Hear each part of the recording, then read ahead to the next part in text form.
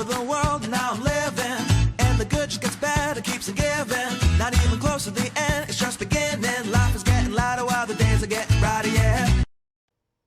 Hey there, thanks so much for joining me today. My name is Ann Perry, and today I have a video for you called Karmic Debt 16-7. This is now the third in a series of 4 videos I've created for you covering all the karmic debts. We've already looked at 13-4 and 14-5, so today we're looking at 16-7. I'll let you in on a little secret. I'm a 16-7. I'm your poster girl. Okay, so anything you need to know about 16-7, I've probably been there and done that. So trust is the key. That's what we're going to be looking to look at today. So stick with me. Let's go and learn a little bit more. All right, so introducing karmic debts. In numerology, there's 2 different types of karmic numbers that we look at. There's ones that are referred to as karmic debts. That's what we're talking about today. And there's also karmic lessons. Okay, there's a very distinct difference between karmic debts and karmic lessons. So we don't want to confuse the 2. So the karmic debts hold more of a punch. They're right in your face, right? They're ones that are tripping you up all the time and causing you to really pay attention. Karmic lessons, not so much. They're just kind of like a computer program that sort of runs quietly along in the background. But the karmic debts include the 13, 14, the 16, and the 19. So if you were born on the 13th, 14th, 16th, or the 19th, you've got a karmic debt. If your life path number, expression number, heart's desire number, or as I said, birthday number are 13, 14, 16, or 19, you too have a karmic debt. Okay, so there's other places that it can also show up as well in terms of cycles and such in your charts. It can show up as an essence related to the personal year you're in. It can show up in many different places.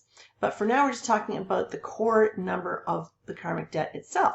So basically, a karmic debt number indicates that you've got a debt to pay in this lifetime for bad behavior in a previous lifetime. You were a bit of a badass in a previous lifetime, causing you to agree to bring back this lesson this time around. Now, you could have said, hey, I'm just going to come back as a 4 or a 5 or a 7 or a 1, but you didn't. You said, you know what? I get it. I was a badass in a previous lifetime, and this time around, I'm going to make amends for my bad behavior, so bring it on. Okay, might as well get this over with because I've got to pay back for this karmic debt. So when we see a karmic debt showing up in a chart, for example, when I open up somebody's numerology chart when I'm doing the reading, and I'm looking at their day of birth, if one of those karmic debt numbers appears there, I know right away I'm dealing with an old soul. I know right away I'm dealing with somebody who really wants to learn the lessons and might be going through some unusual challenges.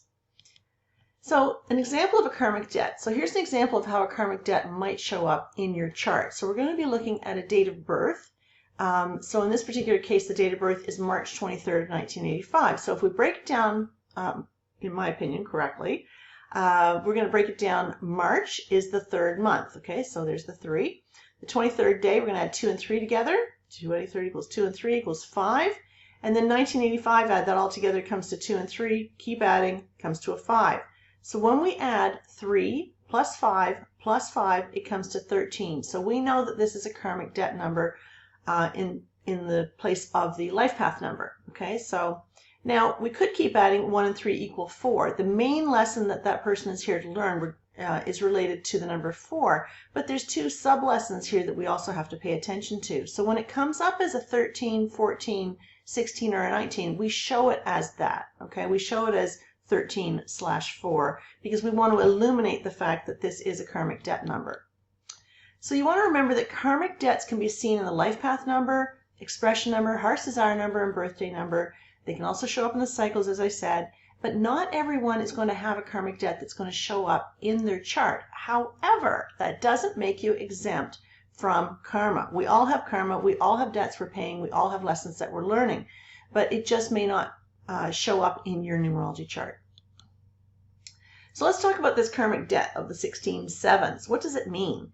So when the 16 is one of the core numbers, the process of destruction and rebirth is a continuous cycle that actually serves to bring you into higher consciousness. Who doggy? How long do you have? Been there, done that. So, you know, I was teaching numerology a few years ago, and one of my students stood up and he says, you know, Ann, I'm a 16/7, and I have a better name for the 16/7 karmic debt. And I said, oh, okay, so what's that? And he says, crash, burn, and learn. And I'm like, get me a t-shirt, because that's what it's all about, crash, burn, and learn. That's so true. So The karmic debt of the 16-7 is a path of progress and a lot of spiritual growth. Remember, the 7 is a very spiritual number. Okay, so when it shows up somewhere in your chart, we know that it's related to spirituality. So this can be a really painful process because it usually comes after a lot of ego inflation. So what do I mean by that? I mean that the 7, the core number, the number 7 here, relates to trust issues, okay, and ego issues. So the 16-7 is somebody that quite often will listen to their ego before they listen to the divine. And it's not because we don't believe in the divine, we do. But for some reason, the 16-7 has a need to, dare I say, control things. And so we sometimes second guess the divine. We second guess ourselves. We second guess the ego. We overthink things. This is what we're famous for, right? So it's all about learning how to trust in the divine, allowing things to unfold, and to understand that we are in divine perfection always, right? We're always where we need to be. We always know what we need to know. We're always where we need to be. We're with who we're supposed to be, because it's all about lessons, right? But it can be a very painful process for those who are 16-7s because, as Joe, my student, suggested, it is a process of crash, burn, and learn. So I call it the big bitch slap, okay? So quite often the 16-7s, we do a face plant because Spirit goes, fine, you know what, you think you can drive the bus? Let me show you that, you really can't do this by yourself. Bam, down we go. So life presents challenges to your grand plans, and you tend to make choices that seem specifically designed to break down what you have previously built. So a destructive career choice, or an act of stupidity that ruins an otherwise wonderful relationship or marriage, for example. The 16-7 is always going to be about the rise and the fall. Now, one of the things that the 16-7s are famous for is that we think we're really good communicators. But at the end of the day, the 7s are very introverted people. We're very introspective. We're very reflective. We're very inside our heads, right? And that's why our next door neighbor is the ego that kind of messes us up at times when it asks us to follow them. But, the issue at hand is that we think that we have communicated what we're thinking because we think about it so much. But the fact is we don't.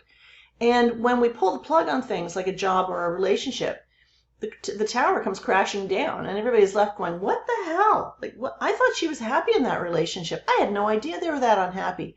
Or the job. It's like, one day you want to be a doctor, so you go to school and you become a doctor, and then the next day you're like, I'd sooner be a barber. So everybody's going, what the hell? What's going on here? It's a rather large WTF moment, right? So, we do leave people guessing all the time. So therein, again, brings in another trust issue, right? So the 7 relates to us learning how to trust, but it's also the fact that we invite other people that sometimes don't trust us because they wonder about our motives because we're not always clear about what they are. We just kind of pull the plug and leave everybody else to wonder what the heck just happened here.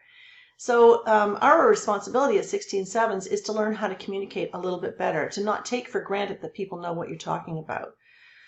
So those with the karmic debts of 16-7 have had affairs of the heart in previous lifetimes, meaning that we've likely betrayed our lovers in previous lifetimes. We may have gotten into business deals with people where we didn't act in the best of interest, right? So it's caused us to break trust with people. So in this particular lifetime, there's a few things that can happen. We can either repeat the behavior again. That's not a good choice, just saying. Or you could be somebody who is attracting people to you that don't trust you and you don't understand why because you've done nothing wrong. You might be judged for things you haven't done.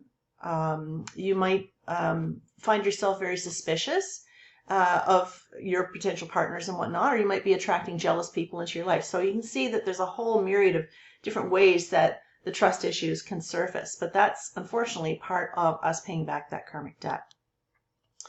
So what is the 16-7 karmic debt here to master? So those with this karmic debt are here to learn how to be more confident.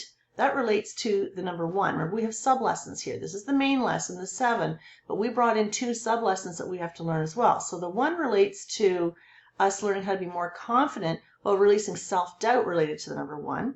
We need to embrace our originality, our authentic selves, and not be afraid to show people who we are.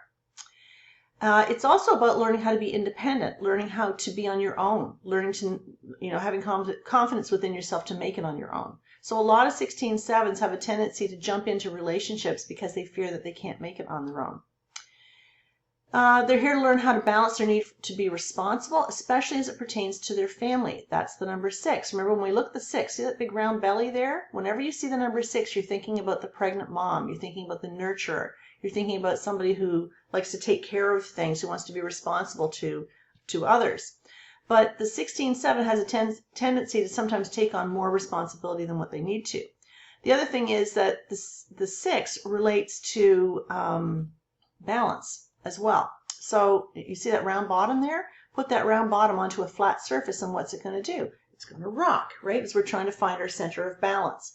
So sometimes the 7 can be a little too hyper-focused in an area and lacks balance. Oh, I know this to be true for me. I love to work. I love to create videos. I love to do my readings. I love to teach and inspire people all the time, but sometimes I lack balance and I get myself into trouble and I burn out really fast because I don't spend enough time doing things to create the balance, like gardening and horseback riding and reading and listening to music and all that kind of stuff that I enjoy. So the 6 relates to balance as well as responsibility.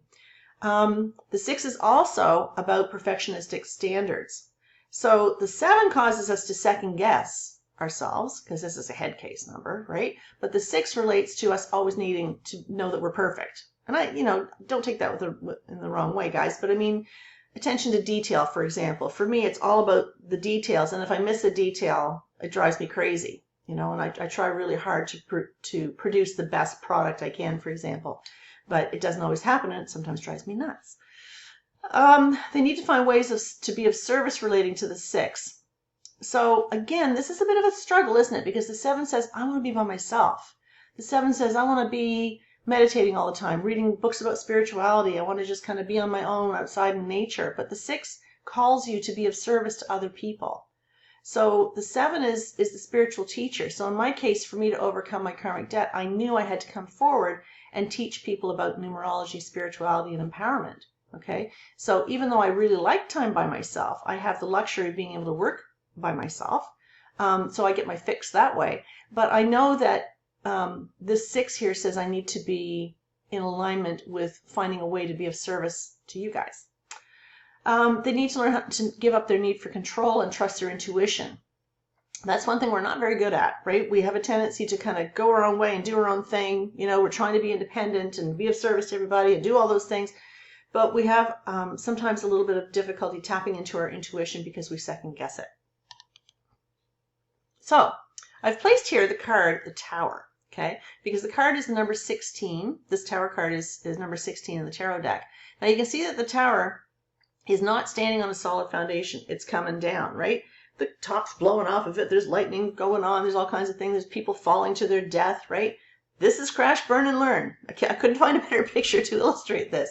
This is about crash, burn, and learn. This is the ego standing up like this, and that's the universe bitch slapping you, putting you down, saying, you're not trusting us. Just give it up. Allow us to carry you. Allow us to inspire you. Allow us to empower you with divine guidance. No, the 16/7 says, I can do this by myself. I'm supposed to be learning about independence. I don't need your help. Okay, right? Let me know how that works out for you. All right, so that's kind of what this is all about. So as a life path number, the 16/7 is somebody who's always going to seek the truth with an interest in the metaphysical world. They can be very scientific. They're very analytical. They're people who really like to find the meanings to things, right? They leave no stone unturned. They really are seekers of the truth.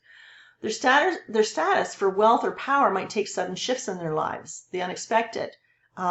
They may lose their job randomly, unexpectedly, and then the Tower comes down, right? Their world comes down. It's like someone pulls the carpet from underneath you and bam, down you go kind of thing. But more times than not, it's the 16/7 that pulls the plug on the relationship, on the marriage. It's not uncommon to have a marriage where there's affairs involved, that sort of thing. Bad behavior repeating itself from a previous lifetime. So I'm not saying that is the constant, but that is common. So, their status, their wealth, their power might take a sudden shift unexpectedly, leaving the rest of the people on the outside going, what the heck's going on here? So experiencing sudden endings in jobs or relationships where everything seemed to be okay, then all of a sudden it's bam, it's done. They need to learn to step away from their ego in favor of trusting the divine, and they need to learn how to communicate in a way that doesn't leave others caught off guard by their unexpected behavior. Okay, now remember that the life path number, guys, this is the lesson number. Okay, this is not where our talents and our gifts are. So before you start bashing me on YouTube saying maybe that I'm only talking about the negative here, you have to remember that the subject of this video is about karmic debt. This means this is a lesson, not a gift, not a talent. Now, if it shows up in the expression number, those with the 16-7 expression number might choose to change vocations very suddenly without warning. They may suddenly lose all that they have, especially as it relates to wealth and power. They likely will have a need to specialize in something that requires a lot of involvement of the mind. Okay, again, remember the expression number brings in our talents and our gifts. Okay, but when a 16-7 karmic debt comes in, sometimes it's difficult for us to express our gift. We have things to work on. That's why it's called a karmic debt. That's why we're bringing it forward. Okay. If it was just a 7 in the place of the expression number, this would be somebody who's a very good analytical person, very good scientist, very good metaphysician, great spiritual teacher, things like that. But when we see numbers to the left of the slash, this is referred to as a karmic debt. So the karmic debt implies we have things to learn. They're often empowering people who enjoy uplifting others. And when working in the positive, they trust in themselves, they trust with other people, they're not suspicious people, and they trust in the divine. As a heart's desire number, the 16-7 might experience times when their choice of relationships is severely going to be tested. Remember, the heart's desire is all about the heart. Okay, so the 1 is learning how to be independent, learning how to make it on their own. The 6 is learning how to balance that need to be responsible to everybody. Now, I'll let you in on a little piece of me. When I was 20 years old, I got married for the first time. I got married the first time. I was rushed into the marriage, actually, by my mom, who thought it was a really good idea at the time. I was moving away. I was moving away with my boyfriend back in the 70s, but I was going to live by myself. I wasn't going to live in sin, you know, but back then. But I didn't think I could make it by myself. And so the idea, when my mom suggested that it would be a good thing that we got married, I jumped on that train, you know, and I thought, okay, I can do this kind of thing. I mean, I loved my now ex-husband. I did. There's no question. But we weren't meant for each other. We weren't a really good fit. There's no question. Anybody could see it. But I felt a sense of responsibility to my mom. There's that 6 coming in because she said it was a good idea. My mom was not doing well at the time. She had some mental health issues going on, and she was really struggling. So I was moving away feeling guilty, leaving her behind. So what do? I tap into that 6 energy that says, I have to do the right thing. You know, I have to do the right thing, and I have to make sure that, you know, my mom is going to be okay. Well, it was pretty naive to think that just getting married would make her okay. Eventually she worked through her stuff, but, you know, I wasn't going to save the world nor her with this choice that I was making. But the 1 said I was really fearful that I was never going to be able to make it by myself. Okay, so these are big lessons relating to becoming the best 7 that I can be. So those who they trust might prove to be untrustworthy. So we might experience relationships in our lives where the people betray us, or we are the betrayals. We might suddenly lose close relationships by our own hands or by the hands of another. Now, when it shows up as a birthday number, this is somebody that's highly analytical. This is somebody that overthinks everything because we are head cases. Remember, 1s, 5s, and 7s are head cases. We think a lot. They're too far in our heads. We're trapped by our egos. Spiritual by nature. Very independent with a need to work alone. Introspective and reflective. Appear to be a little different. People don't always quite understand us or know where we're coming from.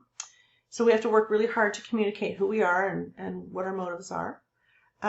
Great mind, great intuition. We just have to trust it. Feels deeply, but we often repress our emotions because we have a fear of expressing who we are. Remember, that relates to the number 1, showing our authentic selves. We're very responsible people, relates to the 6, and we are the perfectionists, also relating to the 6. That's it, guys. I hope that you enjoyed this today. I hope that maybe it gave you a little bit of a different light on the number 16-7. If you got any questions whatsoever, post them down below. Happy to answer them for you as best I can. You can contact me through my website at AnnPerryNumerologist.com. I also have a free course on karmic debts and karmic lessons on Udemy.com. You can just search for Uncover Your Karmic Lessons and Karmic Debts. It's a free course. I think you'll really enjoy it. I also have a Facebook page. Love for you to be there with me on that. And I'd love it if you would subscribe. Hoping you're having a great day. Take care, everybody. Bye for now.